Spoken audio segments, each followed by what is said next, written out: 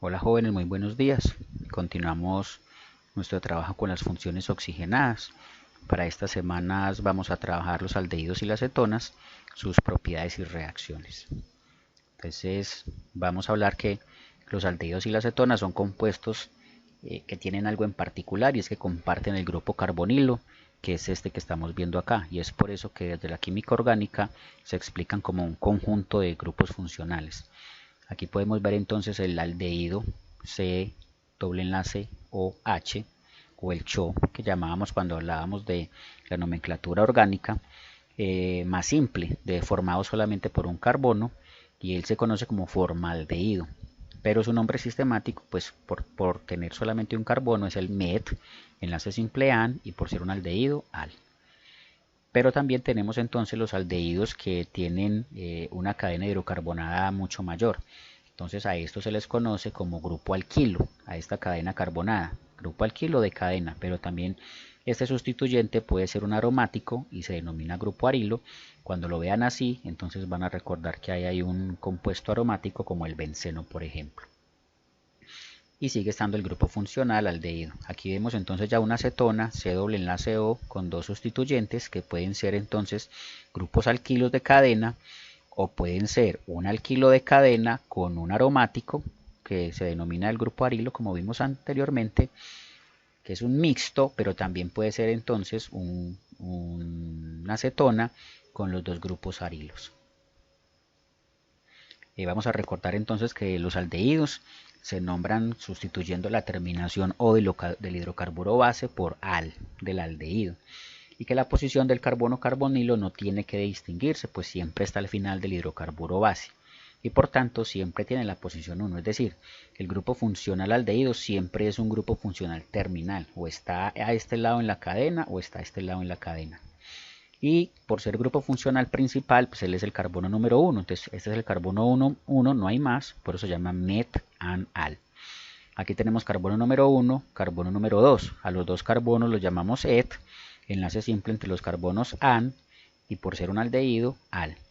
Y aquí tenemos carbono número 1, carbono número 2, carbono número 3. Es por eso entonces que es el prop, enlaces simples an, por ser aldehído al, y por haber un accidente estructural con el bromo, un bromo unido al carbono número 2, entonces podemos decir que él es el 2-bromo-propanal. Asimismo, decimos que las cetonas se nombran al sustituir la O del hidrocarburo base por la ONA de la acetona. Y la cadena la debemos numerar en la dirección que da el carbono del carbonilo, el número más pequeño. Es decir, aquí tenemos carbono 1, carbono 2, carbono 3. Si numero por acá me dan el 2, si numero por acá me dan el 2, no importa porque es simétrica, ¿cierto? Entonces se llama propanona, pero también podemos haberla llamado 2-propanona porque la acetona está en el carbono número 2. Pero también pudimos haberla llamado propandosona, que es la conocida acetona, y también tiene el nombre de dimetilcetona, si estamos hablando de estos radicales o estas cadenas hidrocarbonadas como radicales, de saber dos metiles, dimetilcetona. Aquí tenemos carbono número 1, 2, 3, 4, 5, 6 o 1, 2, 3, 4, 5, 6. Como la acetona llega más rápido por acá, entonces por eso decimos que es la 3-hexanona. También la podemos llamar hexan-tresona. O aquí tenemos el radical de 2, et, y el radical de 3, prop. Y organizados alfabéticamente nos da entonces etil, propil, cetona. Aquí tenemos carbono número 1, 2, 3, 4, 5, 6. Perdón, 1, 2, 3, 4, 5, 6, 7. La acetona siempre debe estar entre carbonos, ¿cierto? Entonces, 7 carbonos ept, enlaces simples an, y por ser la acetona ona. Y en el carbono número 6 hay un metil, 6-metil, 2-heptanona, o también pudimos haberla llamado 6-metil heptandosona. En el caso de las cetonas cíclicas, no es necesario un número porque se supone que el carbono del carbonilo está en la posición 1, es decir, como aquí está el grupo funcional, él va a ser el carbono 1, o si el grupo funcional se me pasa por acá, él es el carbono 1, porque recuerden que las moléculas al ser tridimensionales pues pueden girar. De este modo, si el grupo funcional cetona está aquí o aquí o aquí o aquí, pues siempre se va a llamar ciclohexanona. Vamos a hablar entonces de las propiedades físicas de estos compuestos. ya que al igual que los alcoholes y los fenoles, que fueron los compuestos que vimos en la clase anterior, la mayoría de las propiedades físicas de aldehídos y cetonas se relacionan con la magnitud de las fuerzas intermoleculares y con el tamaño de la molécula. Aquí podemos ver entonces el grupo carbonilo, donde vemos que la elevada electronegatividad del oxígeno hace que el doble enlace CO esté polarizado. Por esta razón, todos los compuestos carbonílicos son polares. Entonces, nosotros ya vamos comprendiendo todavía mucho mejor esta interacción que se da al saber que el oxígeno es mucho más electronegativo que el carbono. Estos electrones de enlace covalente, pues tienden a ser jalados hacia el oxígeno, por tanto me genera una carga parcial negativa y aquí una carga parcial positiva. El estado físico. Los compuestos de bajo peso molecular como el metanal, es decir, de un carbono, son gases. Mientras que desde el etanal, o sea 2, o acetaldehído, que también se conoce con ese nombre, hasta el dodecanal de 12 carbonos son líquidos. Compuestos más pesados presentan entonces un estado sólido por las fuerzas intermoleculares que se van dando entre ellos. El punto de ebullición de aldehídos y cetonas son más elevados que los hidrocarburos, pues porque hay de todas maneras una relación aquí electrostática, pero son inferiores a los de los alcoholes de masa molecular similar, debido a que los aldehídos y las cetonas no forman puentes de hidrógeno entre sí. Ellos no tienen la posibilidad de formar los puentes de hidrógeno, por tanto entonces sus puntos de ebullición son más bajos. Hablando entonces de la solubilidad, las moléculas pequeñas de hasta 5 átomos de carbono son solubles en solventes polares como el agua. ¿A qué se debe? Porque ya sabemos que la electronegatividad de este oxígeno, al ser mayor que la del carbono, hace que esta estructura sea negativa y este carbono positivo, cargas parciales. Lo mismo pasa con el oxígeno de la molécula del agua, al ser más electronegativa, hace que los electrones del hidrógeno se vayan hacia este lado. Por tanto, cabe la posibilidad que se forme un puente de hidrógeno y eso entonces genera que los compuestos que tengan hasta 5 carbonos pues sean más solubles en agua. A medida que aumenta la cadena hidrocarbonada, pues ya sabemos que esa cadena es hidrofóbica y por tanto va disminuyendo la capacidad de disolverse. Una característica también importante de los aldehídos y las cetonas es el olor. Y los aldehídos de masa molecular baja tienen olores acres o irritantes, mientras que los de masa molecular alta y las cetonas tienden a tener un olor dulce muy agradable, como por ejemplo aquí tenemos el de la vainilla y el de la hierbabuena, que son muy característicos y de un aroma pues bastante fuerte. Vamos a hablar de las propiedades químicas. Y el grupo carbonilo, ya sabemos que es polar porque el oxígeno, al ser más electronegativo que el carbono, tiene una mayor atracción hacia los electrones del enlace doble. La carga positiva parcial en el carbono del carbonilo hace que sea un sitio de especial reactividad, es decir, este lugar.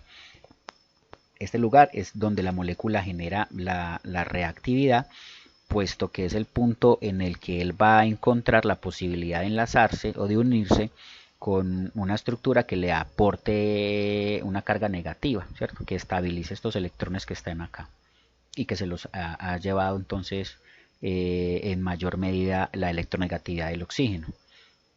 Entonces dice que la carga parcial positiva en el carbono del carbonilo de una cetona es más pequeña que la de un grupo carbonilo de un aldehído, porque en relación con un hidrógeno, un grupo alquilo, es decir, la cadena carbonada, es donante de electrones y por tanto un aldehído es más reactivo que una cetona. Vamos a explicar esto de forma gráfica. Entonces yo tengo aquí el formaldehído, que recordemos que es el aldehído más sencillo. Entonces él, por tener estos dos hidrógenos, por no tener cadenas hidrocarbonadas, este carbonilo es el más reactivo entre este juego. Pero si yo cojo un aldehído diferente al formaldehído que tenga una cadena carbonada, pues entonces él va a tener cierta reactividad que va a ser menor a la del formaldehído, pero mayor a la de la acetona.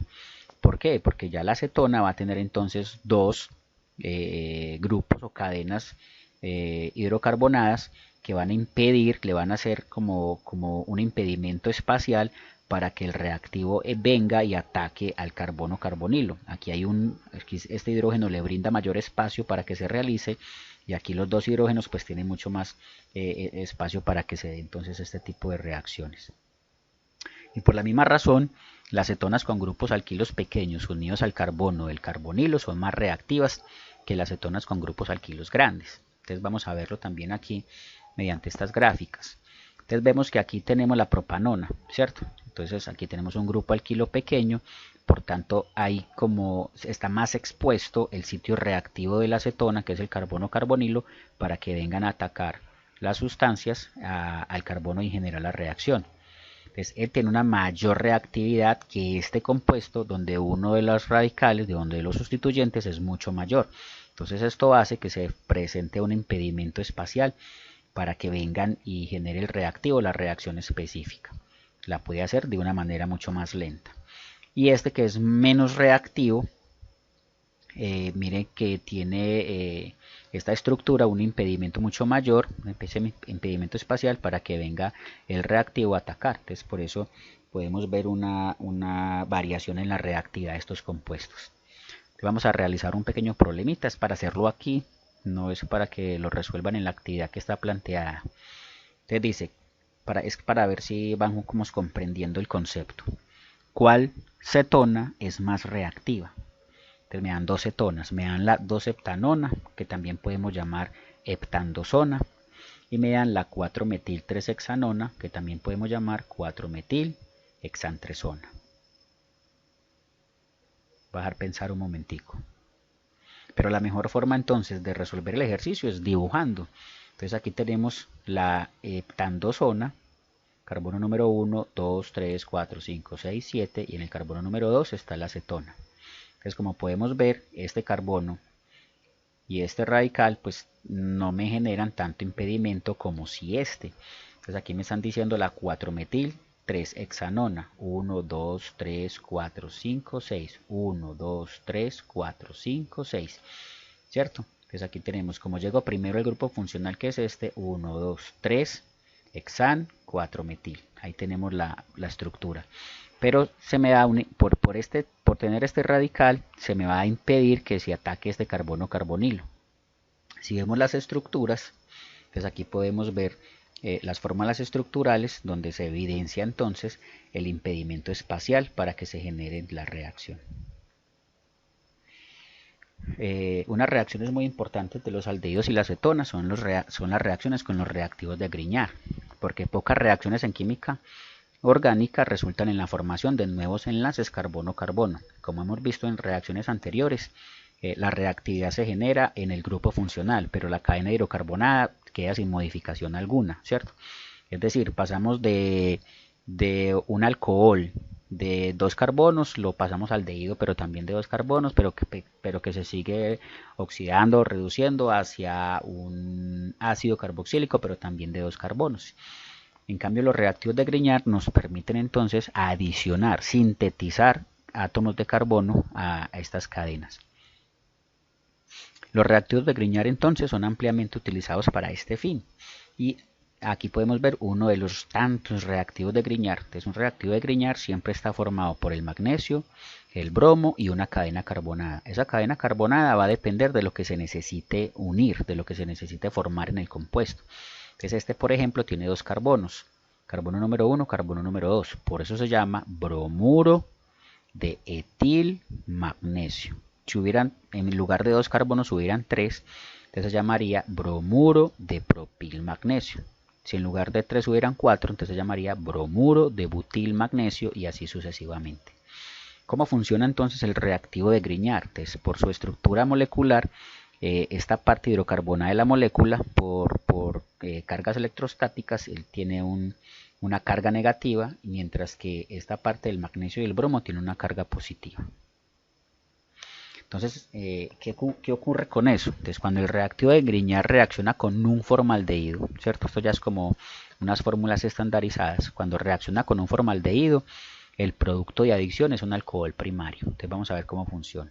Entonces aquí tengo el formaldehído, que es el aldehído más simple, solamente de un carbono, llamado también metanal.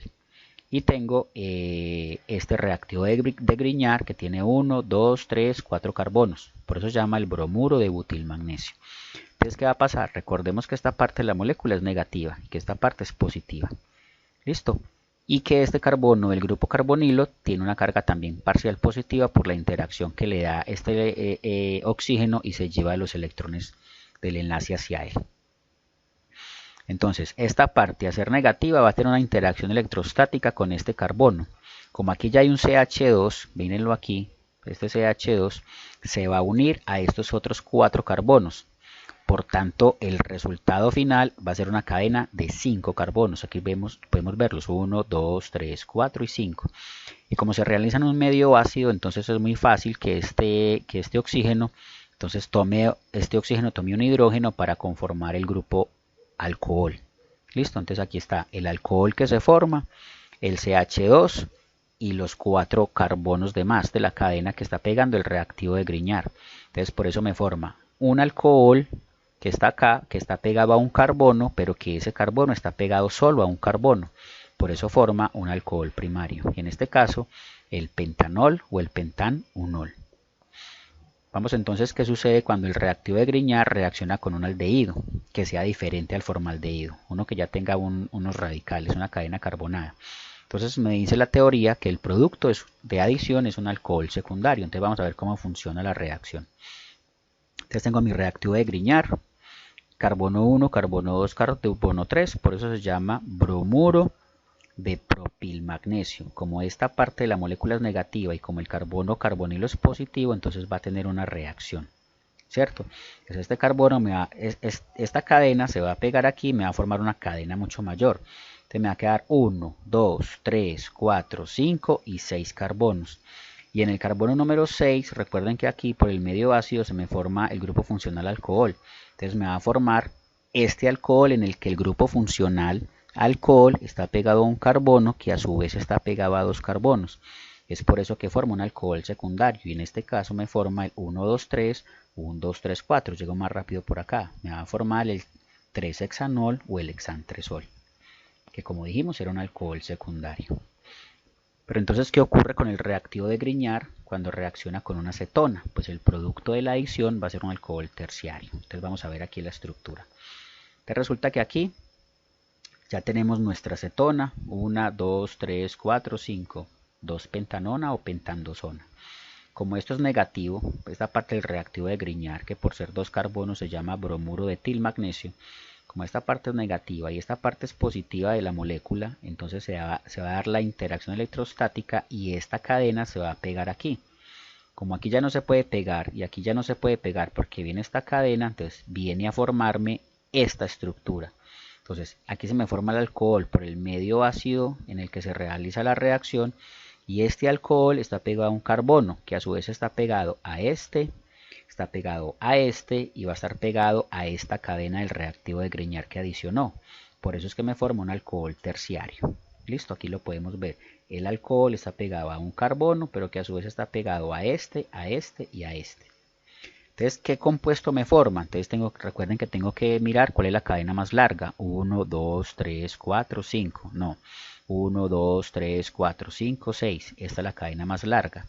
Pero llego primero contando por aquí. Carbono número 1, 2, 3, 4, 5, 6. Es decir, que es un hexanol.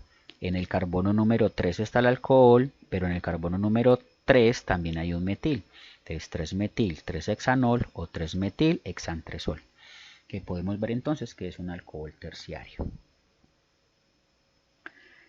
Vamos a ver una reacción muy importante de este tipo de compuestos, que es la hidrogenación catalítica.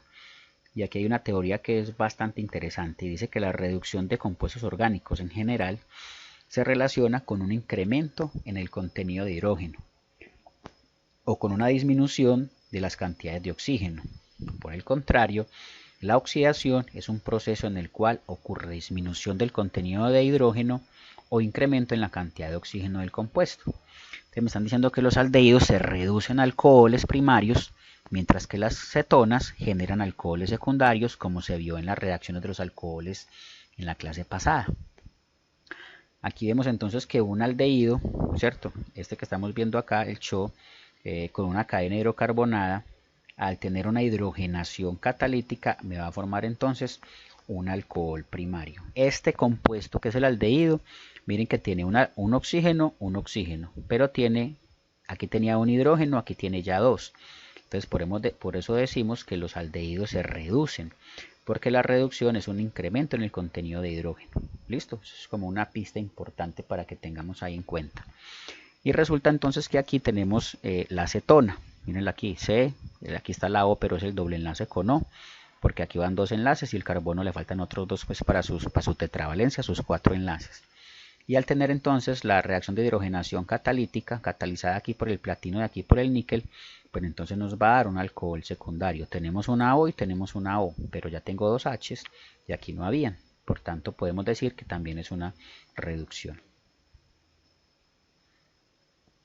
Pero ellos también tienen unos procesos de oxidación. Te vamos a recordar lo que dijimos ahorita, que la oxidación es un proceso en el cual ocurre disminución del contenido de hidrógeno o incremento en la cantidad de oxígeno del compuesto. Los aldehídos se oxidan fácilmente convirtiéndose en ácidos carboxílicos, mientras que las cetonas son resistentes a la oxidación de la mayoría de los agentes oxidantes. Esto se debe a la presencia de un hidrógeno en el grupo funcional aldehído, ausente en el cetónico. Este hidrógeno es susceptible de ser oxidado, dando lugar a un grupo OH. Entonces aquí podemos ver el aldehído que tiene el H del que están hablando, mientras que la acetona no la tiene. Entonces, una reacción importante de oxidación de aldehídos y cetonas, que es entonces la prueba de Tollens, que es una solución amoniacal de nitrato de plata, que es la que estamos viendo aquí como la catalizadora de la reacción. Entonces, como él se va a oxidar, nos dice que la oxidación es un proceso en el cual hay disminución de hidrógeno, pero incremento de oxígenos. Aquí tenemos que nuestro aldehído tiene una O, pero al formar el grupo funcional ácido carboxílico, pues ya tiene dos O, ¿cierto? Por eso estamos evidenciando la oxidación. Si este aldehído tenía dos carbonos, pues entonces este ácido va a tener dos carbonos. Este que tiene dos carbonos se llama el etanal, entonces me da origen al ácido etanoico. Y además se forma un precipitado de plata, que ese precipitado de plata, pues está aquí la reacción, se denomina el espejo de plata, que se muestra en esta imagen. Es una evidencia de que la sustancia con el reactivo de Tollens, si se convierte en espejo de plata, es una evidencia de que la sustancia es un aldehído. Sin embargo, las cetonas con el reactivo de Tollens, por no tener la posibilidad de oxidar, porque no tiene más hidrógenos para hacerlo, no reaccionan con el reactivo de Tollens. Y hay otra oxidación que se llama, que se denomina el reactivo de Fehling, que es una solución alcalina de cobre. La acción oxidante del reactivo de Fehling sobre los aldehídos se evidencia con la aparición de un precipitado amarillo, de amarillo hacia rojo ladrillo, que es el óxido cuproso según la siguiente reacción. Entonces aquí podemos ver el aldehído que va entonces a oxidarse, va a ganar oxígenos, vuelve y se convierte desde aldehído hasta ácido carboxílico, pero dado el medio de reacción, lo que me va a formar es un sólido rojizo, que es el óxido de cobre, ¿cierto? El óxido cuproso. Aquí vemos entonces la reacción completa. Y este óxido cuproso es un precipitado que puede verse en el tubo de ensayo cuando se hacen las pruebas de laboratorio. Aquí se ve azul porque el reactivo de Fehling pues tiene esa coloración, y prueba positiva para el aldehído nos muestra un precipitado rojo, que es el óxido de cobre o el óxido cuproso. Igual como en el reactivo de Tollens, el reactivo de Fehling, por no encontrar hidrógenos en esta estructura, pues entonces frente a la posibilidad de reaccionar con ellos no es posible. Por tanto, cuando utilizamos el reactivo de Fehling y no se genere el precipitado rojo, podemos decir entonces que estamos hablando de una acetona. Bueno muchachos, hasta ahí la teoría. Y vamos a dar pues como una pequeña explicación de lo que tienen que hacer para la actividad. Entonces dice que los aldehídos y las cetonas destacan entre las familias de compuestos orgánicos por poseer olores agradables, como lo dijimos en la teoría. En los aldehídos predominan los aromas frutales y dulces. En las cetonas, los olores florales. Debido a esta propiedad física, aldehídos y cetonas se han utilizado como agentes odoríferos y saborizantes en casos como la vainilla, que bien sabemos que es utilizada en repostería, en helados, en dulces, así como el cianamaldehído, de olor y sabor a canela, el carbacrol, responsable del olor del orégano, y la benzofenona, utilizada en perfumería. Sin embargo, como lo dijimos también en la teoría, los aldehídos de peso molecular bajo tienen olores acres e irritantes, como la butanediona. Entonces, con esta información, ¿qué van a hacer? Van a buscar la fórmula condensada de la vainilla, del cianoamaldehído, del carbacrol y de la benzofenona. Van a identificar en ellos el grupo funcional que tenga y luego van a construir cada una de estas fórmulas en estructuras con la herramienta Biomodel, que ya casi que son expertos en el uso de esta herramienta. Segundo punto, ¿qué olor caracteriza a la butanediona? ¿Cuál es su estructura química? Entonces ahí hacen la consulta y me buscan la estructura pues de la butanediona, que como ven no es muy grande por la raíz but. Dos cetonas que son de importancia biológica ilustran cómo una pequeña diferencia en estructura puede ser responsable de una gran diferencia en actividad biológica. Es el caso de la progesterona, una hormona sexual femenina que se sintetiza principalmente en ovarios, mientras que la testosterona es una hormona sexual masculina que se sintetiza principalmente en los testículos.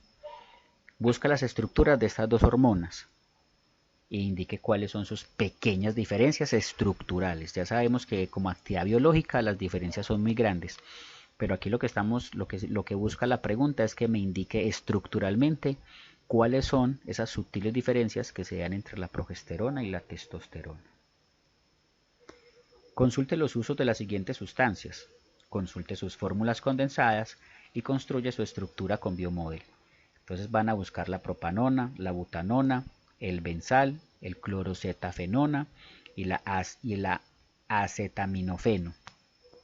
Cuando las tengan, las estructuras, pues vamos a Biomodel y las convertimos. Además consultamos para qué son usadas principalmente. Describa cuál es la característica esencial del grupo carbonilo tanto en aldehídos como en cetonas. Escribe el nombre de los siguientes compuestos. Aquí pues ya es un punto de repaso, ya esto lo saben, es muy fácil. Y presten especial atención a los grupos funcionales que están ahí especificados.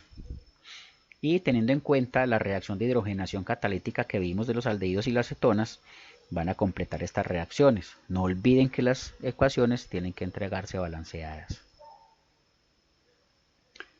Teniendo en cuenta la reacción del reactivo de Grignard de aldehídos y cetonas, complete las siguientes reacciones. Puede desarrollarlas como fórmulas condensadas o como fórmulas resumidas como están ahí. A su preferencia les dejo la completación del ejercicio. Y como pues ya es costumbre, vamos a hacer una pequeña práctica de laboratorio que tiene que ver con el uso de los reactivos de Fehling y de Tollens. Entonces, el ensayo de reactivo de Tollens sabemos que es un agente oxidante débil que contiene un ion complejo de plata amoniacal, el cual se reduce a plata metálica en presencia de aldehídos, depositándose como una lámina de plata sobre la superficie de vidrio denominado el espejo de plata, como se muestra en el tubo de ensayo marcado con el número 1. Aquí podemos ver que en este tubo se formó el espejo de plata. Las cetonas no reaccionan frente a este reactivo. Complete las siguientes reacciones e indique cuál de las dos sustancias es positiva para la prueba de Tollens. Entonces aquí tenemos este compuesto, reactivo de Tollens, segundo compuesto, reactivo de Tollens, y cuál es la reacción, ¿cierto? Van a completar la reacción y se supone que este es este compuesto y que el 2 es este compuesto. Cuando hacemos la prueba, entonces la pregunta es cuál de los dos es el que formó el espejo de plata, el reactivo 1 o el reactivo 2. Continuamos entonces con el ensayo de Tollens. Van a completar entonces otras dos muestras, muestra 3, muestra 4. Aquí tenemos esta estructura que es la que está en este recipiente 3 y esta estructura que es la que está en este recipiente 4. Entonces van a completar las reacciones y van a indicar cuál de las dos sustancias es positiva para reactivo de Tollens y por tanto forma el espejo de plata que vemos acá. Y ahora vemos entonces el ensayo con el reactivo de Fehling. Los reactivos de Fehling son oxidantes débiles y se utilizan para diferenciar aldehídos de las cetonas. El oxidante empleado es el ion cúprico, o el cobre 2, que se reduce a ion cuproso o cobre 1, el cual precipita como un óxido rojizo, como se muestra en el tubo de ensayo marcado con el número 2. Entonces, como vimos en la teoría, es un líquido azul, pero si es positiva nos precipita un líquido rojizo. Las cetonas no reaccionan a este reactivo. Complete las siguientes reacciones e indique cuál de las dos sustancias es positiva para la prueba de Fehling. Esta sustancia la tenemos en el recipiente 1 y la sustancia 2 en el recipiente 2. Completamos reacciones e indicamos cuál dio positiva, cuál se colocó como muestra el tubo de ensayo número 2. Aquí podemos ver entonces realmente en el laboratorio cómo es la evidencia de la reacción.